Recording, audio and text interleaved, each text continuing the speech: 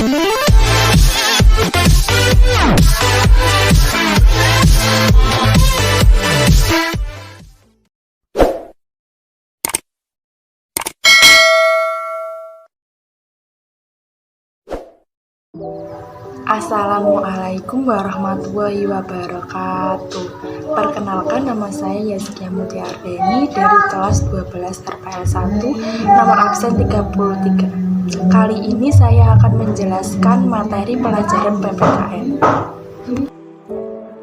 Bab 2. Perlindungan dan penegakan hukum di Indonesia.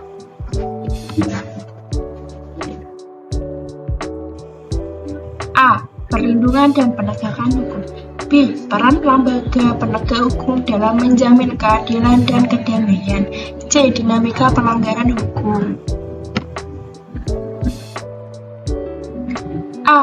Hakikat perlindungan dan penegakan hukum. Apa itu hakikat perlindungan dan penegakan hukum? Hakikat perlindungan dan penegakan hukum adalah usaha yang dilakukan agar hukum dapat berjalan sebagai mestinya.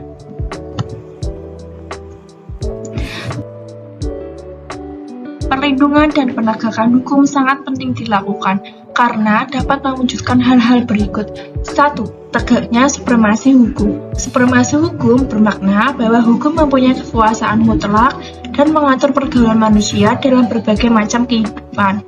2. Tegaknya keadilan. Tegaknya keadilan ini demi mewujudkan keselarasaan dan keadilan bagi warga negara. 3. Mewujudkan perdamaian dalam kehidupan di masyarakat. Kehidupan yang diwarnai suasana yang damai merupakan harapan setiap orang. Suatu perlindungan dapat dikatakan sebagai perlindungan hukum apabila mengandung unsur-unsur sebagai berikut. 1. Adanya perlindungan dari pemerintah kepada warganya. 2. Menjamin kepastian hukum. 3. Berkaitan dengan hak-hak warga negara dan adanya sanksi hukuman bagi pihak yang melanggarnya. Berhasil proses perlindungan dan penegakan hukum tidaklah semata-mata menyangkut di tegaknya hukum yang berlaku, akan tetapi sangat bergantung pada beberapa faktor. 1. Hukumnya. 2. Penegak hukum. 3. Masyarakat. 4. Sarana atau fasilitas. 5. Kebudayaan. B. Peran lembaga penegak hukum dalam menjamin keadilan dan kedamaian. Apa itu penegak hukum? Penegakan hukum adalah suatu proses untuk mewujudkan peraturan hukum yang merupakan hasil pemikiran dari pembuat undang-undang. 1. Peran Kepolisian Negara Republik Indonesia. Kepolisian Republik Indonesia merupakan lembaga negara yang berperan dalam memelihara keamanan dan ketertiban masyarakat, menegakkan hukum, serta memberikan perlindungan, pengayoman, dan pelayanan kepada masyarakat.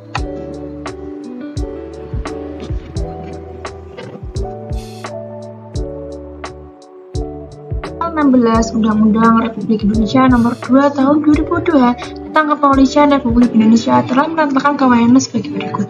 1. Melakukan penangkapan, penahanan, penggeledahan, dan penyitaan. 2. Membawa dan menghadapkan orang kepada penyidik dalam rangka penyidikan. 3. Melarang setiap orang meninggalkan atau memasuki tempat kejadian perkara untuk kepentingan penyidikan. 4. Menyuruh berhenti orang yang dituduh dan menanyakan setelah memeriksa tanda pengenal diri. 2. Peran Kejaksaan Republik Indonesia. A. Di bidang pidana. 1. Melakukan penuntutan. 2. Melaksanakan penetapan hakim dan putusan pengadilan yang telah memperoleh kekuatan hukum tetap. B. Di bidang perdana dan tata usaha negara. C. Dalam bidang ketertiban dan ketentraman umum. 1. Menegakkan kesadaran hukum masyarakat. 2. Pengamanan kebijakan penegakan hukum. 3. Peran hakim sebagai pelaksana kekuasaan kehakiman. Hakim pada Mahkamah Agung yang disebut dengan Hakim Agung. Hakim pada badan peradilan yang berada di bawah Mahkamah Agung. Hakim pada Mahkamah Konstitusi yang disebut dengan Hakim Konstitusi. 4. Peran advokat dalam penegakan hukum. Penegakan hukum dan memberikan rasa keadilan kepada setiap orang yang membutuhkan jasanya. 5. Peran Komisi Pemberantasan Korupsi. 1. Koordinasi dengan instansi yang berwenang melakukan pemberantasan tindak pidana korupsi. 2. Supervisi terhadap instansi yang berwenang melakukan pemberantasan tindak pidana korupsi. 3. Melakukan penyelidikan dan penuntutan terhadap tindak pidana korupsi. C. Dinamika pelanggaran hukum. Apa itu pelanggaran hukum? Pelanggaran hukum adalah berupa perbuatan yang tidak sesuai atau melanggar larangan-larangan yang ditentukan oleh aturan hukum.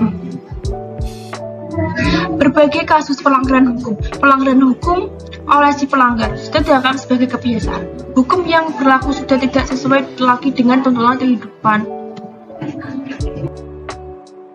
Macam-macam sanksi atas pelanggaran hukum. Sanksi norma hukum adalah tegas dan nyata. Hal tersebut mengandung pengertian sebagai berikut.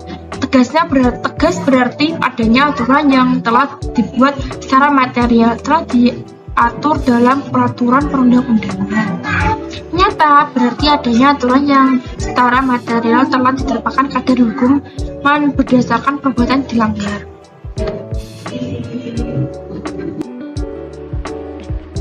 Contoh pelanggaran hukum di lingkungan sekolah: tidak mengikuti upacara, di lingkungan keluarga menonton acara televisi yang tidak sesuai anak-anak, di lingkungan masyarakat mangkir tidak tugas ronda malam, di lingkungan bangsa dan negara melakukan korupsi.